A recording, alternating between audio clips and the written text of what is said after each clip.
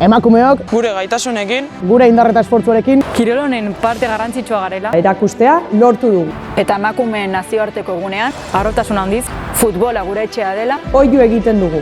futbola gure etxea da. Nik 7 urte daramatzat arbitratzen, dena badakiten horren zen, eta badakit lan onak egiten ari nintzela.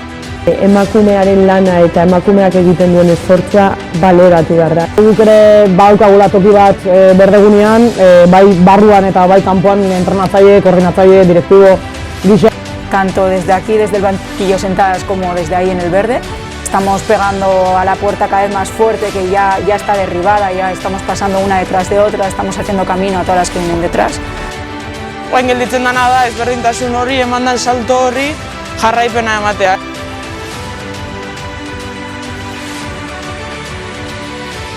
Futbola gure etxea da ere. Futbola gure etxea da ere. Futbola gure etxea da ere. Futbola gure etxea da ere.